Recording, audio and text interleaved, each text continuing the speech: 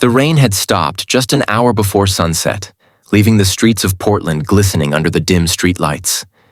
The air smelled of wet asphalt and freshly brewed coffee drifting from the small cafes that lined the quiet downtown avenue. Emma Walker stood by the window of her small apartment, watching cars pass, their reflections dancing on the slick pavement. Her phone buzzed on the table behind her. Another reminder of a date she wasn't sure she wanted to go to. She sighed deeply, brushing her short brown hair away from her face. It wasn't that she didn't want to meet someone new. She did. But after 2 years of heartbreak, ghosting, and dates that went nowhere, she had grown tired of disappointment. Tonight's plan felt no different. A last-minute invitation from someone she barely knew from a local book club. He had texted her saying, "Hey, there's this small cafe near Hawthorne. Not fancy, but the coffee's great. Want to join me? Not fancy, just coffee. Nothing special. Cheap date." She had almost said no, but something, maybe loneliness, or maybe the way he didn't try too hard, made her agree. His name was Ryan Hale, and all she really knew about him was that he liked old books and seemed to smile with his eyes when he spoke. Emma took one last glance in the mirror before leaving. A simple white blouse, light jeans, no makeup except a touch of lipstick. "It's just coffee," she whispered to herself. No expectations. If you believe that small gestures and second chances can still change a person's life, take a second to like, comment, share, and subscribe. Because sometimes, one ordinary moment can become a lifetime memory. The cafe was tucked away between a vintage record store and a florist. Its wooden sign creaked softly in the evening breeze, and the warm yellow lights inside spilled onto the sidewalk. Emma pushed open the door and was greeted by the comforting scent of espresso and cinnamon. It was cozy, the kind of place where time felt slower, where people still read books instead of scrolling through their phones. Ryan was already there, sitting at a corner table, his denim jacket neatly folded over the back of his chair.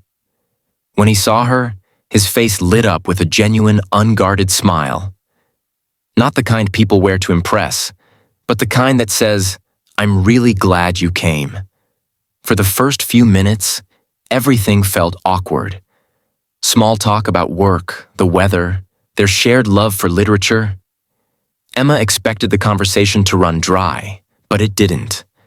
Ryan had this quiet way of making her feel seen, of listening like her words actually mattered.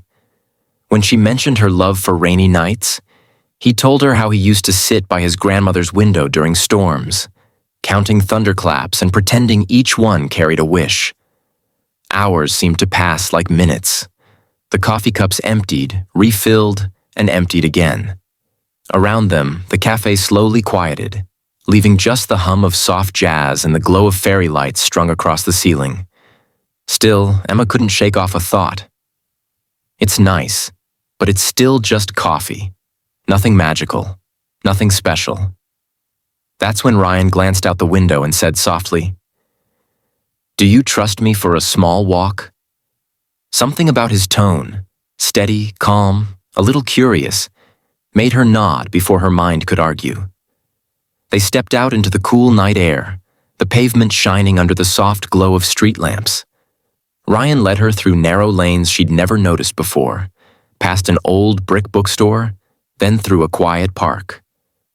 The city's usual noise felt far away. They stopped near a small bridge overlooking the river.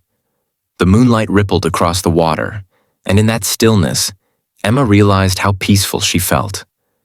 Ryan leaned against the railing, his hands tucked in his jacket pockets, his gaze somewhere between the stars and the river. He told her how this spot had been his escape during the hardest months of his life, after his mother passed away, when he felt lost and alone. He said he used to come here at night, just to breathe and remind himself that life kept moving even when he didn't want it to. Something in his voice broke her heart a little. Not because it was sad, but because it was real. Emma found herself opening up too. About her failed engagement, about how she had lost her belief in good men, and how every date lately had felt like a transaction rather than a connection. She confessed how she sometimes sat alone on her couch, wondering if maybe she wasn't meant to be loved deeply anymore. Ryan didn't interrupt. He didn't give advice or cliches. He simply stood there, listening, his eyes filled with quiet understanding. Then when she finished, he said something that would stay with her forever. "Sometimes," he murmured, "the most beautiful stories start on the pages we almost didn't turn." They stayed there for a long time, just talking. About everything and nothing. About pain and hope. About books that made them cry. About songs that reminded them of someone they once loved. There were no grand gestures, no forced charm, just two hearts learning to breathe again in the same rhythm. When they finally walked back, Ryan stopped near a small food truck parked by the corner. "Best thing in the world," he said, pointing to the handwritten menu. "Street churros and hot chocolate. Don't laugh. This is my version of dessert on a budget." Emma laughed anyway, the sound light and free.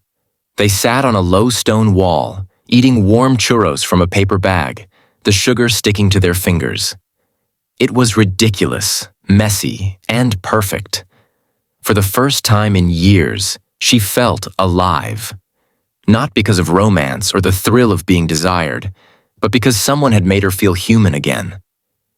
Later that night, when Ryan dropped her off outside her apartment, he didn't try to kiss her. He simply said, "Thank you for trusting a cheap date," with a shy smile. She smiled back. It wasn't cheap. It was beautiful. After he left, Emma stood at her doorway for a long time, watching his car disappear around the corner.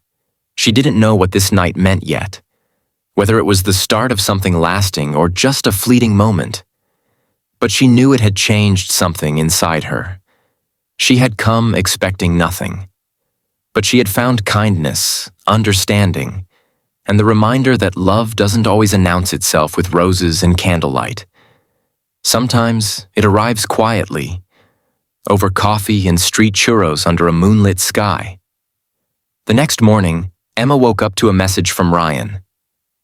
"Hey, I found a second-hand copy of that poetry book you mentioned. It's old, but maybe it deserves a new home. Can I drop it off later?" She smiled at her phone, warmth spreading through her chest. Not because of the message itself, but because of what it represented. Effort, thoughtfulness, something real. Days turned into weeks. They met again and again, at bookstores, parks, and small diners. Every time there was something new to learn, something deeper to feel. Emma started to notice how he looked at people with genuine care, how he always tipped extra at cafes, how he once stopped mid-walk just to help an old woman pick up her fallen groceries. There were still days when she doubted, when fear whispered that maybe it was too good to last. But every time, Ryan's steady presence silenced those thoughts. He wasn't perfect, no one was, but he was real. And he showed up. Months later, on a quiet winter night, they returned to the same cafe where it had all begun. The same fairy lights hung from the ceiling, glowing softly like tiny stars. Ryan ordered their usual drinks and handed her a small envelope. Inside was a simple handwritten note. "For the woman who thought it was just a cheap date. Thank you for giving it a chance. You made that night the most beautiful of my life." Tears blurred her vision as she looked up, seeing that same gentle smile she had first noticed months ago. And in that moment, she realized something profound. The beauty of that night wasn't in what they did or where they went. It was in the honesty, the vulnerability, the courage to start again even after pain. Love hadn't come to her in grand gestures. It had come in quiet patience and sincere eyes across a wooden cafe table. If this story touched your heart, please take a moment to like, comment, and share it. Let someone else believe that even simple moments can heal broken hearts. And don't forget to subscribe for more stories that remind us all of the beauty in second chances. Special request: if you believe love still exists in the smallest gestures, like a warm cup of coffee, a late-night walk, or a handwritten note. Comment below, "I believe in quiet love." And that night, as Emma walked home under the same string of stars, she whispered to herself, "It was never just a date. It was the beginning of everything I stopped believing could be real." Because sometimes, the most beautiful nights of our lives begin with the simplest yes.